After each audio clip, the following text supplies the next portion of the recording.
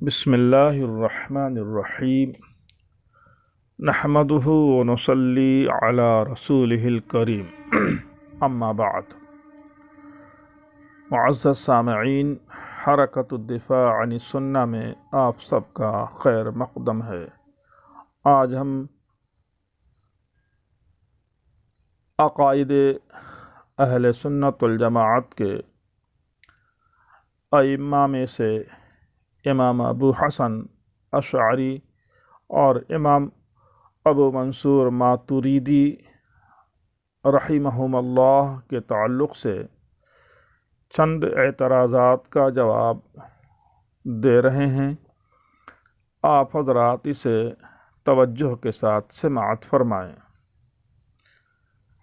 ابو حسن ہمارے خصم غیر مقلد نے لکھا کہ ان دو بزرگوں نے ائمہ و محدثین سے پہلے اسے مدون کیا یا بعد میں، اور پھر طنز کرتے ہوئے لکھا کہ آپ کے امام نے فروعات میں مہارت حاصل کی اور دیگر ائمہ نے بھی، مگر عقائد میں کیوں مات کھا گئے معاذ اللہ، جبکہ نص سے صراحتاً ثابت ہیں۔ صفحہ نمبر 27۔ جواب: یہ جہالت والا سوال ہے۔ ہم نے کب دعویٰ کیا کہ یہ دونوں بزرگ عقائد اہل سنت والجماعت کے حقیقی مدون ہیں؟ وہ عقائد اہل سنت والجماعت کے امام ہیں، تو اس کا مطلب یہ نہیں کہ ان سے پہلے کے لوگ ان عقائد سے عاری تھے۔ اس کا مطلب یہ نہیں کہ چاروں ائمہ عقائد اسلامیہ سے نابلد تھے۔ امام ابو حنیفہ نے فروعی مسائل کو مدون کیا، اس کا مطلب یہ نہیں ہے کہ اس سے پہلے کے لوگ ائمہ اور بزرگان دین کے فقہی مسائل سے ناواقف تھے۔ اس طرح کے شیطانی وسوسے سے بچیں۔ جو بات سچ ہے اسے سچ ماننا چاہیے، جھوٹ کو سچ ثابت کرنے کی ناپاک کوشش نہ کیجیے۔ آپ کا یہ طنز مگر عقائد میں کیوں مات کھا گئے آپ کے خبث باطن پر غماز ہے۔ یہ گستاخانہ جملہ ہے۔ مثال کے طور پر اس کی مثال سمجھانے کے لیے میں یہ دیتا ہوں کہ مثال کے طور پر گھر میں حفاظت کے لیے آپ کے باپ دادا نے اپنے بچاؤ کے ہتھیار رکھے ہیں، لیکن ان کے زمانے میں ان کے گھر پر کسی دشمن نے حملہ نہیں کیا، اس لیے ان ہتھیاروں کا استعمال کھل کر نہیں ہوا۔ اتفاق سے ان کے بیٹے یا پوتے کے زمانے میں کسی دشمن نے حملہ کیا اور بہادر بیٹے یا پوتے نے اپنے باپ دادا کے محفوظ ہتھیاروں سے دشمن کا بھرپور دفاع کیا، اچھا دفاع کیا اور اس میں کامیاب ہوا اور مشہور ہوا، تو کون ایسا بدبخت ہے جو ان کے باپ دادا کو کہے کہ وہ تو مقابلے میں مات کھا گئے۔ ائمہ اربعہ کے دشمنوں کو اظہار بغض کے لیے موقع مل جائے تو اپنی عاقبت کو بھی نہیں سوچتے، غیبت، الزام، تہمت، بہتان کے بت تراش لیتے ہیں۔ اب آئیے اس اعتراض کا جواب ملاحظہ فرمائیں۔ کیا العیاذ باللہ محدثین عقائد و فقہ دونوں میں مات کھا گئے؟ ابو حسن، آپ کا الزام ہے کہ ائمہ و محدثین فروعی مسائل میں اجتہاد کرتے رہے، مگر عقائد مدون کرنا اور بیان کرنا مناسب نہ سمجھا، پھر اس میں امام ابو منصور اور امام اشعری کو میدان میں آنا پڑا۔ صفحہ نمبر 27۔ جواب: امام ابو حنیفہ نے الفقہ الاکبر اور رسالۃ الی عثمان العالم والمتعلم اور یوسف ابن خالد کے نام وصیت نامہ وغیرہ میں اہل سنت والجماعت کے عقائد جمع کر دیے ہیں۔ ان ائمہ نے اس کی تہذیب و تجدید کی ہے۔ اہل سنت والجماعت کے عقائد کو مدون کرنا اور کتاب میں اکٹھا کرنا کوئی بدعت کا کام نہیں ہے۔ اس میں محدثین پر کون سا الزام لاگو ہو گیا جس سے ان کی تنقیص ہو گئی؟ اگر وہ عقائد میں ماتوریدیہ اور اشاعرہ کی خدمات کو قبول کریں، ان کے نہج کے مطابق اہل سنت والجماعت کے عقائد کا تحفظ کریں، تو آپ کو چڑھ کیوں ہو رہی ہے؟ اگر آپ محدثین کی طرفداری میں یہ بڑی بات کہہ رہے ہیں تو دکھائیے کہ صحاح ستہ میں عقائد اہل سنت والجماعت کو اکٹھا کہاں مرتب فرمایا گیا ہے؟ میں آپ کو کیسے سمجھاؤں؟ جب مالکیہ نے ان کو امام تسلیم کر لیا، شافعیہ نے ان کو امام تسلیم کر لیا، حنفیہ اور حنابلہ نے ان کو امام تسلیم کر لیا، تو آپ کو کیوں مرچی لگ رہی ہے؟ آپ تو نہ شافعی ہیں، نہ مالکی ہیں، نہ حنفی ہیں اور نہ حنبلی۔ شاید آپ کو تکلیف اس لیے ہو رہی ہے کہ اہل سنت والجماعت اس فتنے کا شکار ہونے سے کیوں بچ گئے۔ آپ کے معتزلہ بھائیوں نے ان لوگوں پر حملہ کیا تو ان لوگوں نے سینہ تان کر کے ان کا مقابلہ کیا اور ان کے گمراہ کن اور باطل عقائد کو رد کیا۔ اسی پر آپ کو چڑھ ہے۔ زمانے کے حالات بدلتے رہتے ہیں۔ جب کوئی فتنہ سر اٹھاتا ہے تو اللہ سبحانہ و تعالیٰ اپنے نیک بندوں میں سے کسی نہ کسی کو مقابلے کے لیے کھڑا کر دیتے ہیں۔ اپنے ہی ملک کی مثال لیتے ہیں۔ جب اکبر بادشاہ نے روافظ کی تشکیک اور تلبیس کا شکار ہو کر اس نے ایک نئے دین کا فتنہ گھڑا، تو اس نے سب سے پہلے تقلید کا انکار کیا اور اہل سنت والجماعت کے عقائد سے باہر ہوا۔ پھر دین الہی کے نام پر ایک نئے دین کی بنیاد رکھی۔ تو سب سے پہلے ان کے سامنے ڈٹ کر جو حنفی عالم میدان میں آیا، اس کا نام شیخ احمد سرہندی مجدد الفسانی رحمہ اللہ تھا۔ حالانکہ یہ بالکل نیا فتنہ تھا، لیکن حضرت مجدد الفسانی رحمۃ اللہ علیہ نے اہل سنت والجماعت کے عقائد کو ثابت کر کے اس کو زیر کیا، اس میں بھرپور محنت کی، جیل کی ہوا کھانی پڑی۔ بالآخر آپ کا عزم استقلال رنگ لایا اور جہانگیر کے زمانے ہی میں کامیابی سے ہمکنار ہوئے اور نام و نہاد دین الہی کا خاتمہ ہوا۔ اس کی ایک اور مثال دیتا ہوں کہ جب انگریزوں نے ہندوستان سے اسلام کو ختم کرنے کی ناپاک کوشش کی، مسلمانوں کو چیلنج دیا جانے لگا اور ہر محاذ پر دشمن نے مورچہ کھول دیا، تو علماء دیوبند نے مردانہ وار مقابلہ کیا۔ اس طرح جب ضرورت پڑتی ہے تو اللہ تعالیٰ کسی نہ کسی بندے کو اٹھا دیتے ہیں۔ جب معتزلہ کی جانب سے اہل سنت کے عقائد پر حملے ہوئے تو انہی دو بزرگوں نے اللہ کے حکم سے اہل سنت والجماعت کا دفاع کیا، اس لیے ائمہ اہل سنت والجماعت سے مشہور ہوئے۔ اب ایک اعتراض کا جواب اور کہ اصل عقائد ہیں یا فروع؟ ابو حسن نے لکھا کہ جب بھی مذہب و نظریات کا اصل ماخذ، اصل بنیاد و عقائد ہوتے ہیں یا فرع؟ کسی بھی مذہب و نظریات کا اصل ماخذ و بنیاد عقائد ہوتے ہیں یا فرع؟ صفحہ نمبر 28۔ جواب یہ سوال ہی غلط ہے، کیونکہ ماخذ قرآن و حدیث ہیں، عقائد ان سے مستنبط ہیں۔ عقائد ماخذ نہیں بلکہ بنیاد ہوتے ہیں۔ عقائد دین کا ایک شعبہ ہیں۔ آپ نے حدیث میں پڑھا ہوگا کہ بنی الاسلام علی خمس، اسلام کی بنیاد 5 چیزوں پر ہے۔ ان 5 چیزوں کے مجموعہ کا نام اسلام ہے۔ عقیدہ کے اعتبار سے تو آپ نے تسلیم کر لیا کہ نماز فرض ہے، لیکن صرف اس کا عقیدہ رکھنا کافی نہیں ہے، اسے عملی طور پر پڑھنا لازم ہے۔ جب نماز فرض ہوئی تو اس کی ادائیگی کے لیے بغیر فروعات میں پڑھے نماز کی ادائیگی نہیں ہو سکتی۔ مثال کے طور پر ہر نماز کے لیے وضو شرط ہے اور وضو کے لیے پاک ہونا شرط ہے۔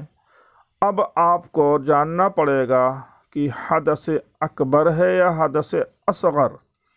اگر حدث اکبر ہے تو غسل فرض ہے، غسل کیا لیکن ناک اور منہ میں پانی نہیں ڈالا تو اس کا غسل ادا نہیں ہوا۔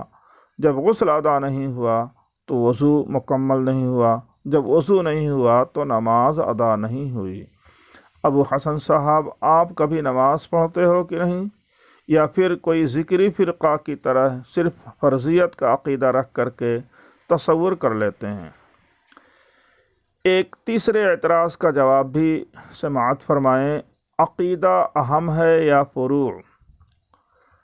ابو حسن لکھتا ہے کہ آپ کٹر حنفی ہیں مگر شافعی یا مالکی بن گئے، اور جبکہ عقائد کی بنیاد پر ماتریدیہ اور اشاعرہ کے عقائد اپنائے مگر اس پر مسلک کا نام نہ رکھا۔ آپ کی نظر میں فروع بنیاد ہے مذہب کی یا عقیدہ؟ صفحہ نمبر 28۔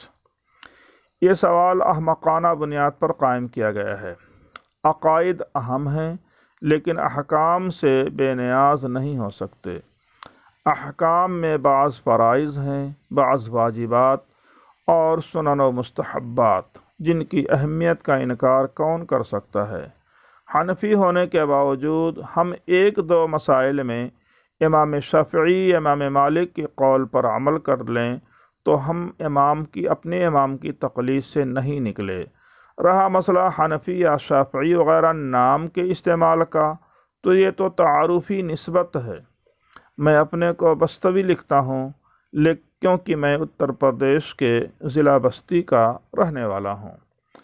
اگر کوئی احمق کہے کہ تم اتر پردیشی ہو، بستوی کیوں لکھتے ہو؟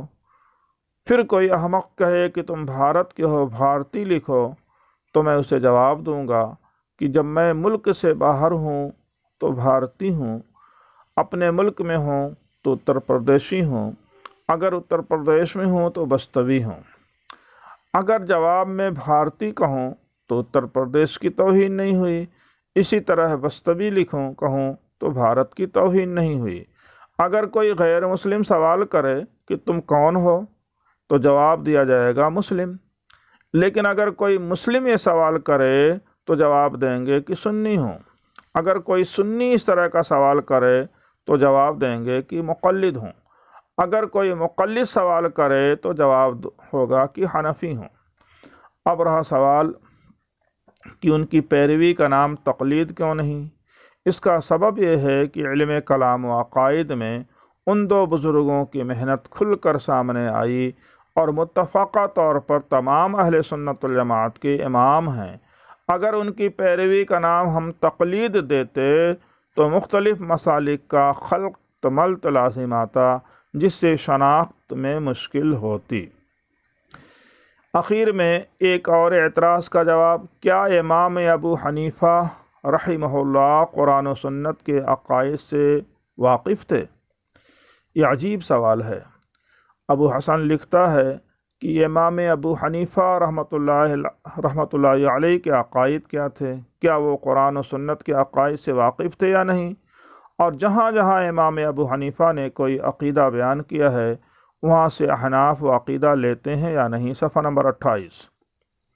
جواب، کبرت کلمۃ تخرج من افواہہم ان یقولون الا کذبا۔ امام طحاوی رحمۃ اللہ علیہ کی عقیدہ طحاویہ پڑھ لیجئے۔ اس میں امام طحاوی نے فرمایا کہ یہ وہ عقائد ہیں جو امام ابو حنیفہ سے منقول ہیں۔ ان کے علاوہ خود امام ابو حنیفہ کے عقائد الفقہ الاکبر میں موجود ہیں۔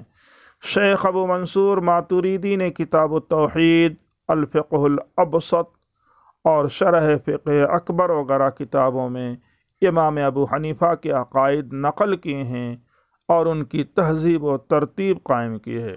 رہا یہ سوال کہ کیا امام ابو حنیفہ قرآن و سنت کے عقائد سے واقف تھے یا نہیں، تو اس کا جواب یہ ہے کہ اس سوال کی ضرورت کیوں پیش آئی؟